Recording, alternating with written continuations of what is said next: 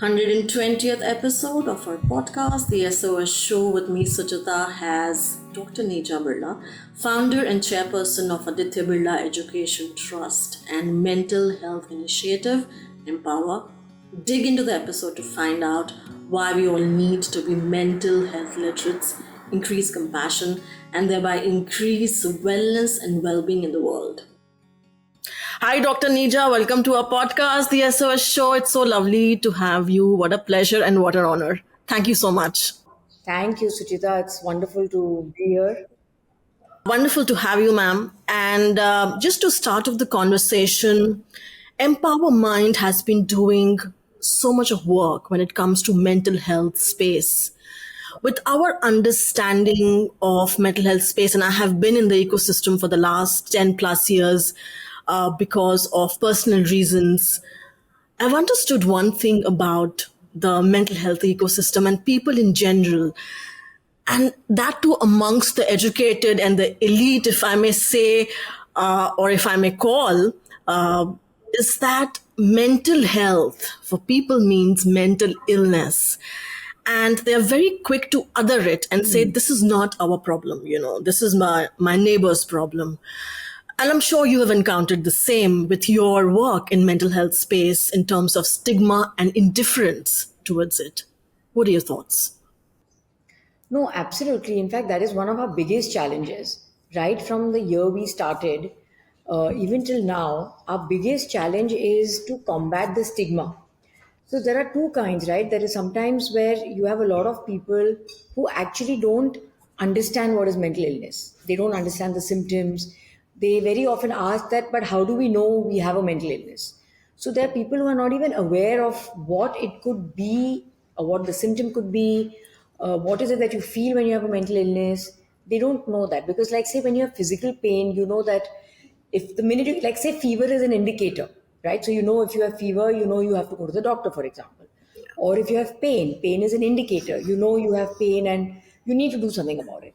Unfortunately, with mental illness, and since you've also been you've sort of been in that, you know that there is no indicator as such, right? It could be a simple thing like not being able to get out of bed for days to come, or just feeling that extra bit of fatigue, which very often you just think it's a normal thing, but then when you go to deep dive, so there are a lot of people who don't even understand what it is or what the symptoms are.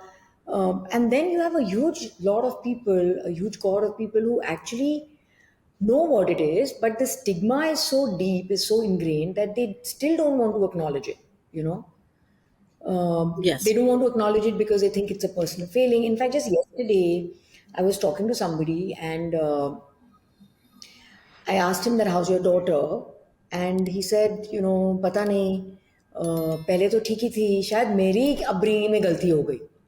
That was the first thing he said. So I said, no, but that's not true. It's nothing to do with your upbringing. It's not a personal failing. It's something that, it's like an illness. So therefore, I think that kind of stops people from acknowledging it because they think it's a personal failing. They think there's something that they have done wrong. Yes. And I think all of us feel that, right? I mean, all of us, the first thing that comes to our mind is that, is there something I have not done right? Yeah. So that is what stops people. Of course, the stigma, because then, of the, what is the other people going to say? Yeah.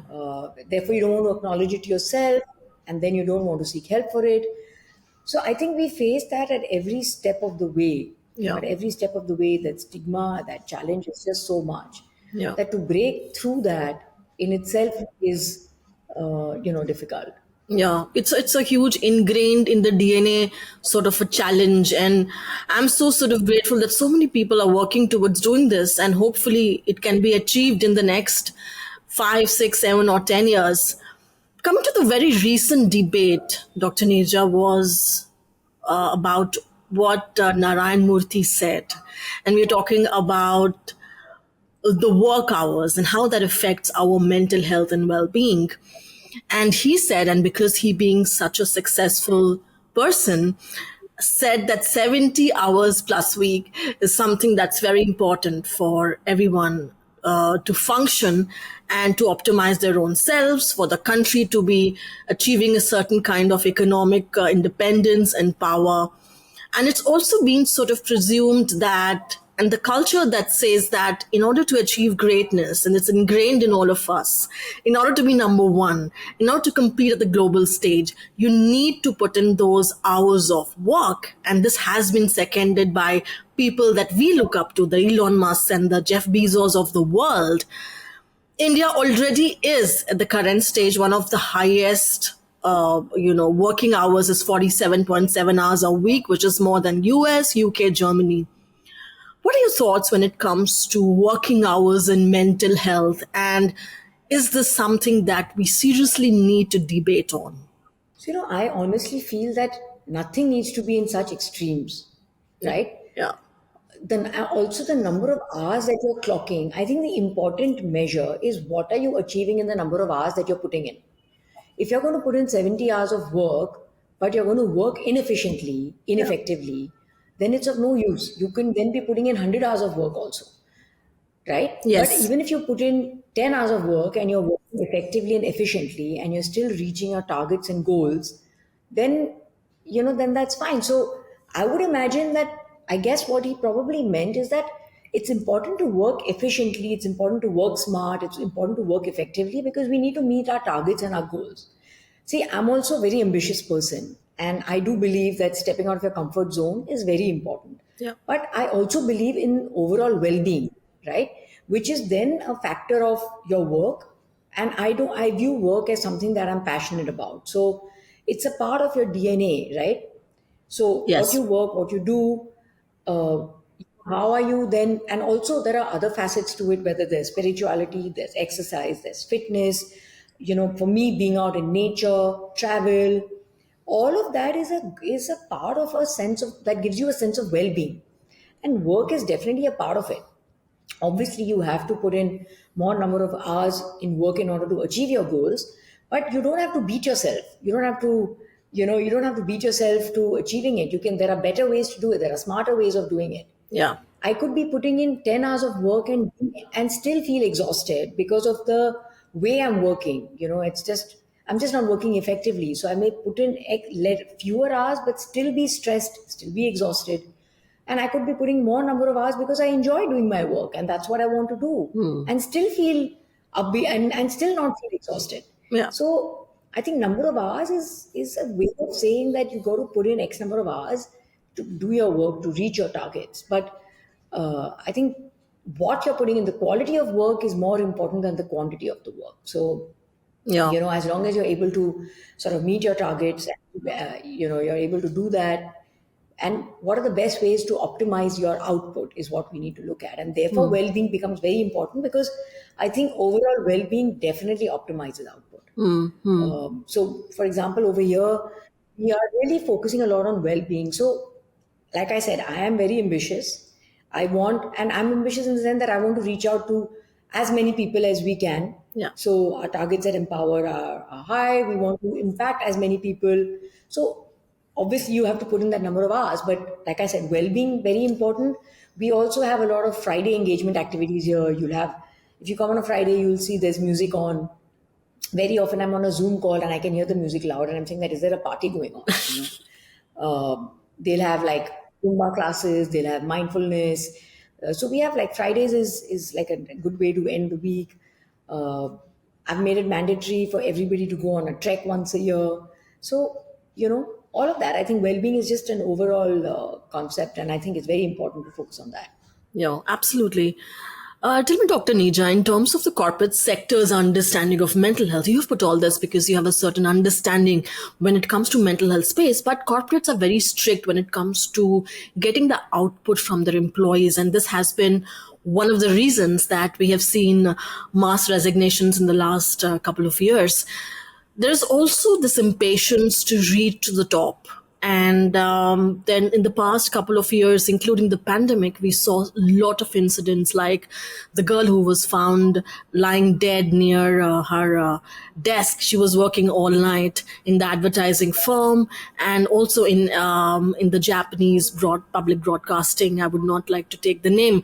But this has sort of sparked this debate that, again, how should corporate understand mental health and well-being, And what are the things, like you said, that you've incorporated so many things for the employees to take benefit from, to take care of their mental well-being. A couple of things that corporate sectors need to do and pay special attention when it comes to mental health and well-being. And also, in our past episodes, we came to know that the employees are not comfortable talking about their mental health with their immediate seniors. Like, somebody who had bipolar could not say, I have bipolar, or somebody who has anxiety and stress could not say. How do we ease the friction? I do believe that the only start from the top. So, because naturally, right, for a person, when it's something so stigmatized, a person at the junior level is going to hesitate to talk about it. And Yeah, especially if she thinks or he thinks that he's going to be, pulled up for it and it's going to cost him his job. yeah, yeah, So totally. we actually at the trust over here, we have 5 days that we give off for mental health, and no questions asked. Very Wow. often, uh, in fact, I joke with my team. I tell them that you all have 5 days assigned to yourselves for as a mental health leave, and they normally apply for it, and they just whatever they would say that I'm not, we're having a difficult time, or it's been a difficult week, Yeah. or I just need a mental health day. And I say, what about my mental health leave? I think I'm entitled.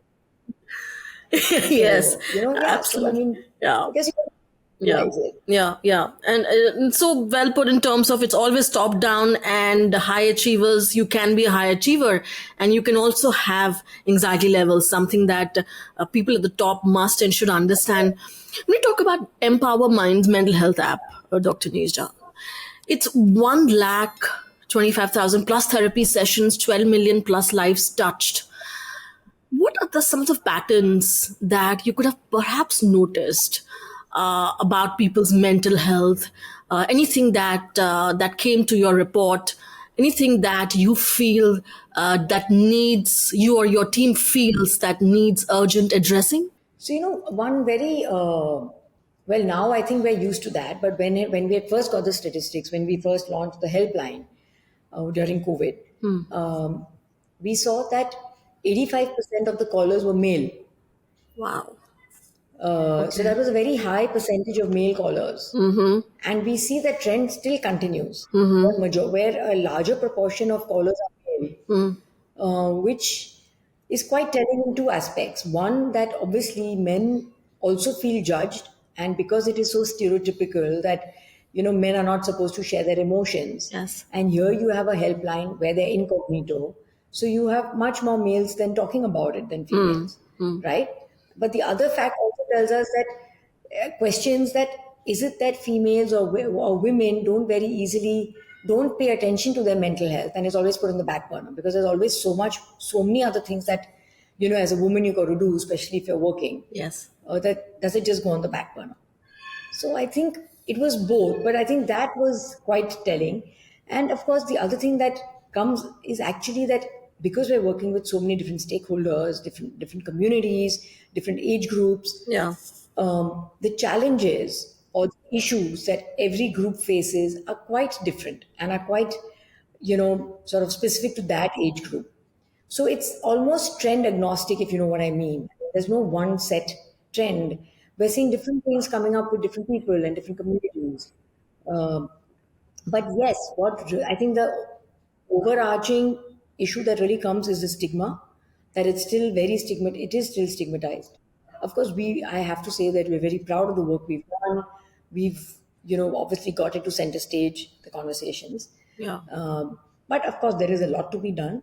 Yeah. And stigma being at the helm of it as a challenge. Yeah. Um, Yeah. and we as a team, because we're growing now, I think the challenge that we face is good resources. You know, I mean, even when we've reached out to say all the colleges Yeah. for recruitment, we find that uh, the quality of people that come to us as freshers.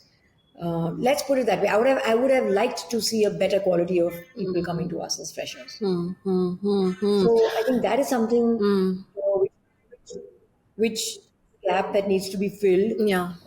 where we have many more, either psychiatry hospitals, colleges, counseling colleges, Yeah. where that is seen to be encouraged, so that Yeah. we have a larger pool of people coming up, a Yeah. pool of resources. Yeah, yeah.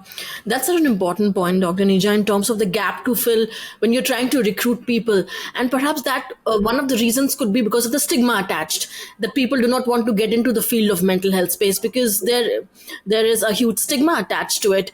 I've also seen a similar stigma that occurs, that is existent in, because I come from films, in the film space. The OTT does not want to have anything to do with mental health in terms of stories. They want to avoid it because it's not entertaining enough, according to them.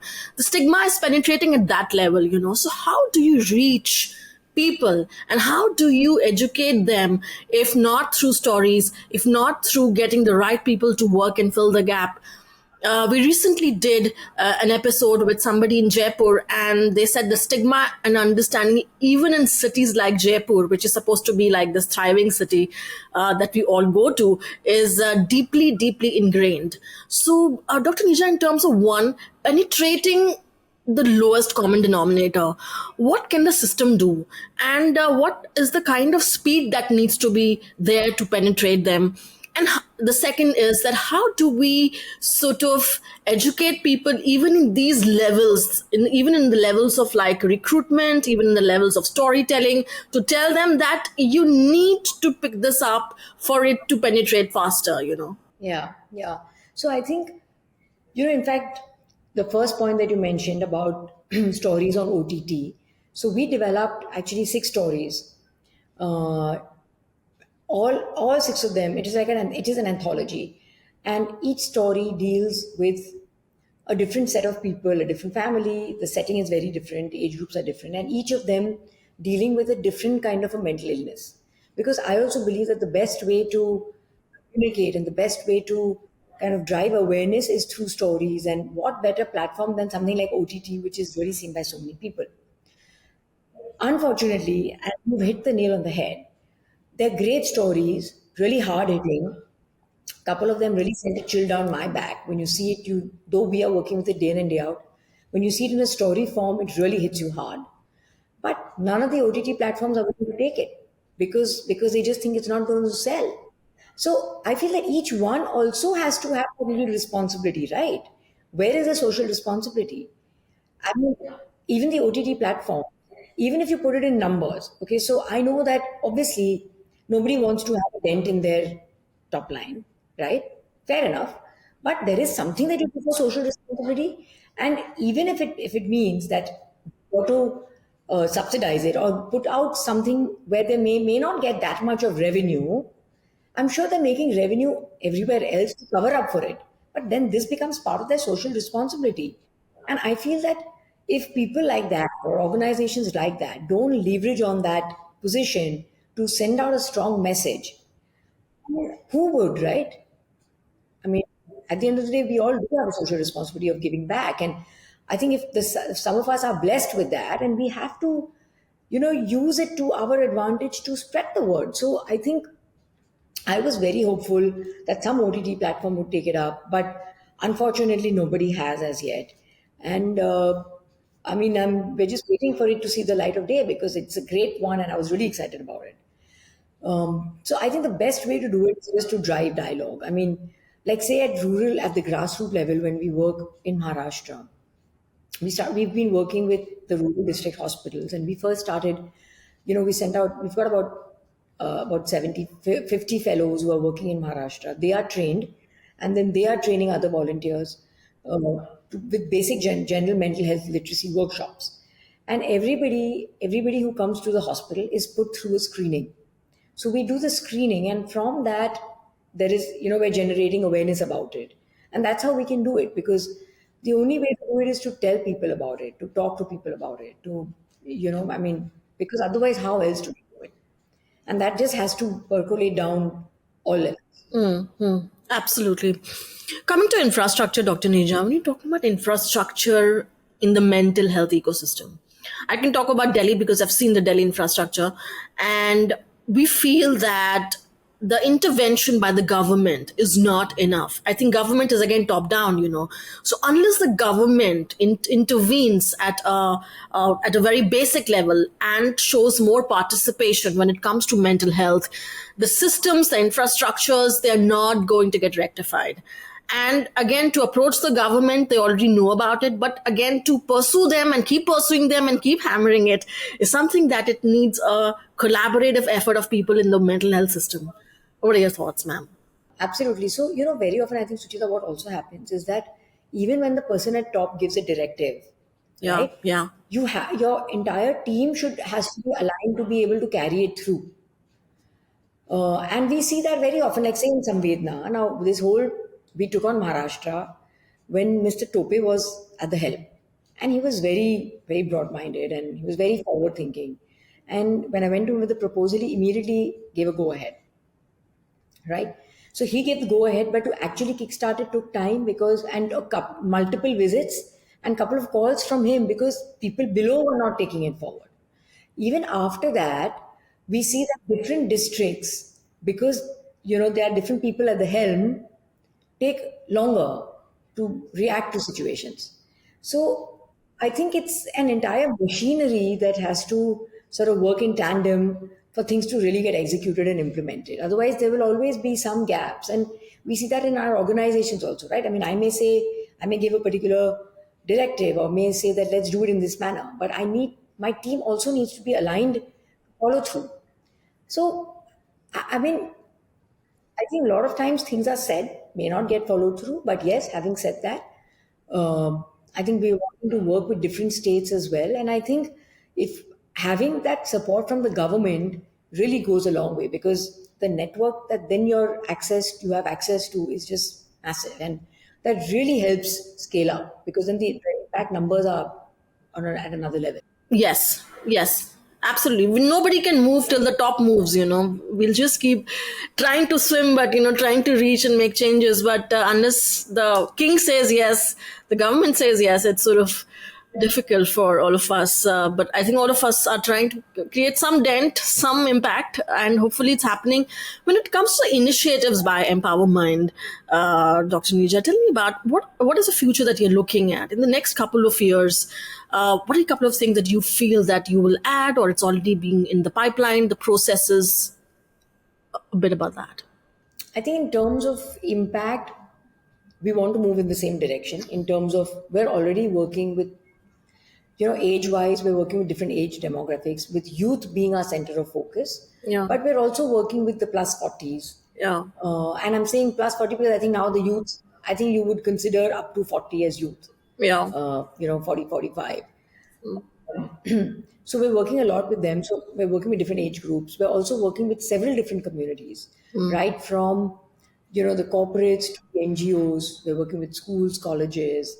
Uh, we're working with a lot of we're working with people who are economically challenged. We're working with a lot of government agencies, be it the police, be it the CISF. So I would continue to grow in that direction. I do want to actually, also get involved with the hospitals that are existing. How do we improve their capacity? Because yeah, that's already existing, right? yeah, So why not? And they have some great places. So how can we as private partners yeah, go in and help the government to uh, up their game? So yeah, how do we support that? yeah, So whether it's capacity building, improving infrastructure, I think at the bottom of it all, I think the vision is to make mental health as commonplace, really totally alleviate the stigma, yeah, so that everybody is able to lead a productive life without any discrimination. I mean, mental health doesn't discriminate.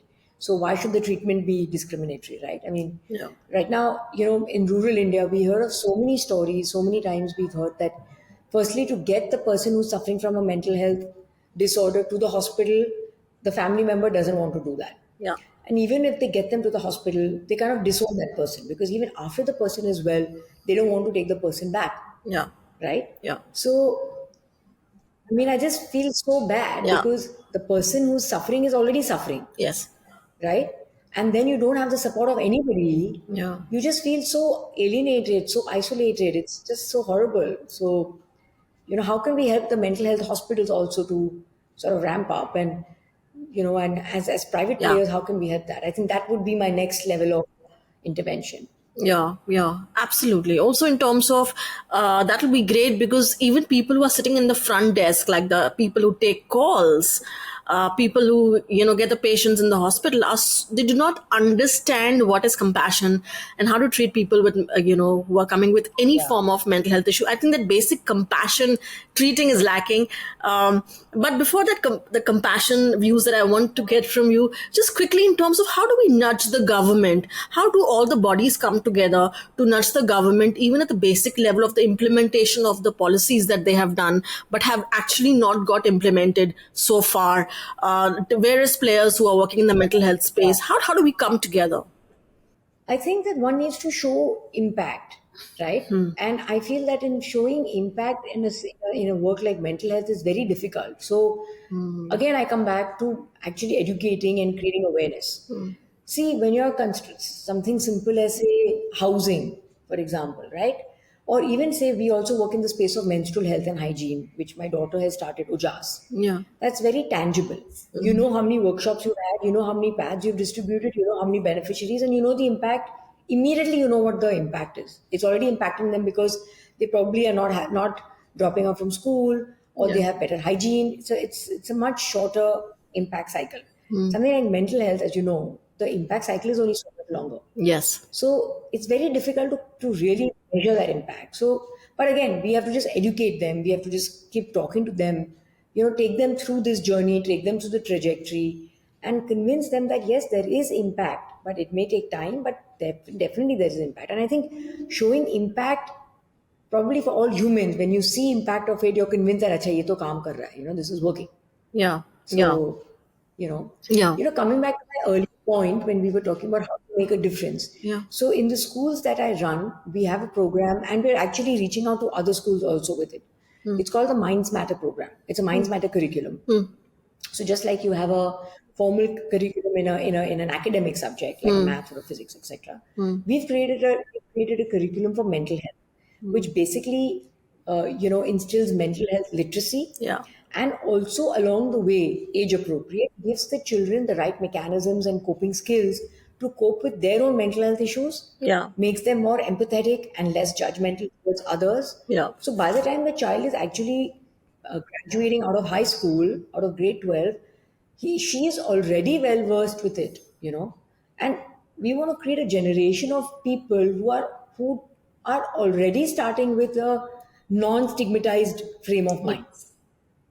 yes, you yes, know so yes, we have it in our schools. At the moment there are about 35 other schools who have it. Again, it's a challenge to get it going because of many other issues, yeah, but I mean I do believe that that's the way forward, where you start young, inculcate the right thinking processes, the right thoughts, inculcate being non-judgmental, empathy, all of that right from the start. So by the yeah. time they're out, stepping out into the world, they're already sort of equipped with all of that. Yeah, yeah. And lastly, Dr. Neerja, in terms of compassion, we have never talked about the word compassion, which is such an important word. We're talking about mental well-being. We are othering people who suffer with little amount of mental illnesses. We do not understand that the treatment that we do of each other, whether in corporate world, whether in different systems that we are part of, is something that could do with some compassion. But compassion is not something that can be taught. It's something I feel that you learn through life, you inculcate it your own self. How do we build compassion in people and in systems? So again, I think like you very rightly said, you have to, again, it starts from the leader. You have to do things that show the compassion, right? So like say, just for example, like at school, what we do is that we lay a lot of emphasis on community service. It's a mandatory part of the curriculum. All the kids, all the children from all the grades, right from lower KG, have to have some community service too. So we're actually teaching them compassion, because we're teaching them there are people who have lesser than them, and you need to share what you have. And the first thing that you share is your time, right? That's the best way of showing compassion. So I do believe that it can be taught. It's not that it can't be taught, because ultimately, when you're a child, you do absorb like a sponge. But the same thing can be taught as you grow up. Also, you're also learning through life. You live and you learn. the corporate space, and compassion could be just it could just be a gesture. It could just be, just giving some time off. And I think more than anything else, I think compassion needs to start with ourselves. Yes. I think we need to, and I say that to myself as well, because very often I feel that I'm too hard on myself. Yeah. I'm probably, to somebody else, I'd probably say that it's okay, it's Yeah. fine. But Yeah. I may not say that to myself actually. So I'm also deliberately trying to sort of inculcate it in myself, because I feel I also deserve compassion for my own Yes. self. Yes. So I think it starts from yourself, and then you're able to sort of, spread it out as well. Yes, yes, absolutely. Thank you so much, Dr. Neerja. What a pleasure and such great pointers. Absolutely. Thank you so much for being on the podcast and have a great day ahead. Thank you. It was wonderful chatting with you, Suchita, and thanks very much for inviting me. Compassion, after all, can be the bottom line of wellness and well being that the world urgently needs, that the systems need. Everything spurs from compassion for oneself and others. That can lead to not just better treatment of people, but also increase in productivity at workplace, community building, and connectivity.